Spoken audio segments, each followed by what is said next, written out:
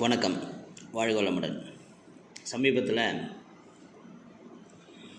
கல்லீரல் பற்றி கொஞ்சம் படிக்கும்போது, லிவரை பற்றி படிக்கும்போது சில புது தகவல் தெரிஞ்சுக்கிட்டேன். அது உங்களுக்கு சொல்லணும். டெண்டனஸ், கார்டிலேஜஸ், லிகமெண்ட்ஸ், அதாவது லிம்ஸோட லிக்மெண்ட்னு சொல்லக்கூடிய இந்த விஷயங்கள்லாம் ஒரு வார்த்தையில் அடங்குது. அது சைனோஸ்ன்னு சொல்கிறாங்க. SINEWS. அதாவது தசைகளையும் எலும்புகளையும் இணைத்து இயக்கும் மற்றும் நெகிழும் தன்மைக்கு வலிமை தருபவை தான் இந்த சைனோஸ். பொதுவாக உடலில் உள்ள எல்லா மூட்டுகளிலும் தசைநார்கள் இருக்கின்றன. குறிப்பாக சொல்லணும்னா முழங்கால், தோள்பட்டை, கணுக்கால், இந்த மாதிரி இடங்களில் உடலில் பல தசைநார்கள் இருந்தாலும் மூட்டு பகுதியில் உள்ள தசைநார்கள் மிகவும் முக்கியமானவையாக அனாட்டமியில் சொல்லுவாங்க. தசைநார்களின் அடிபட்டால் மிகவும் கவனமாக இருக்கணும். இதை ஜவ்வுன்னு கூட, இந்த தசைநார்களை சில பேர் ஜவ்வு கிஞ்சி போச்சுன்னு சொல்லுவாங்க, ஜவ்வு நெகிழ்ந்து போச்சுன்னு சொல்லுவாங்க. இந்த தசைநார்களின் இயக்கம் என்பது கல்லீரலிருந்து போதுமான ஊட்டச்சத்தை இரத்தம் மூலமாக எடுத்துக்கொண்டு அங்கே ஈரப்பதத்தை கொண்டு சேர்க்கும் அளவை பொறுத்து அமைகிறதுன்னு சொல்கிறாங்க.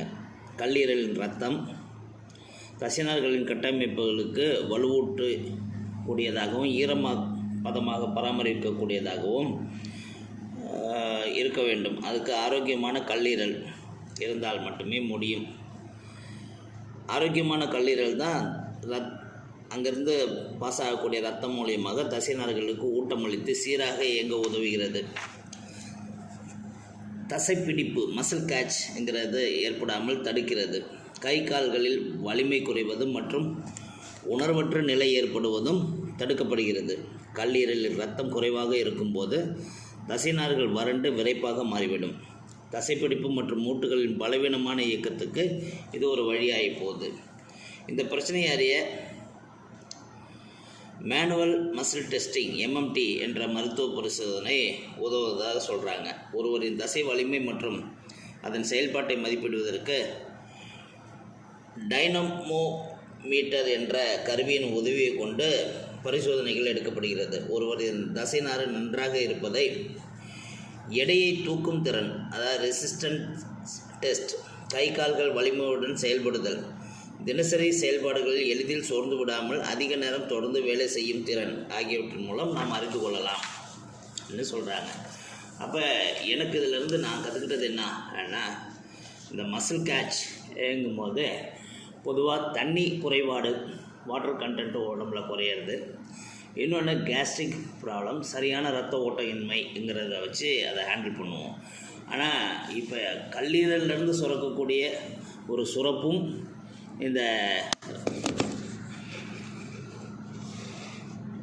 தசைநார்களின் இயக்கத்துக்கு மிக முக்கியமானதாக தேவைப்படுகிறது. அதுக்கு பேர் தான் இங்கே நான் ஏற்கனவே முதல்ல சொன்ன மாதிரி SINEWSங்கிறது ரொம்ப முக்கியமான ஒரு விஷயமா இப்போ கற்றுக்கிட்டது உங்களுக்கும்.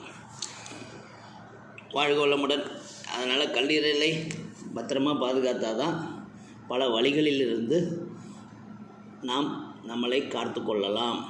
குறிப்பாக சொல்லணும்னா இந்த தசைநார்கள் இயக்கம், தசைநார்களில் ஸ்டிஃப்னஸ், தசைநாறு கிழிந்து போவது, இது எல்லாத்துக்கும் அடிப்படை காரணமாக இருப்பது நம்ம கல்லீரல். வாழ்க வளமுடன்.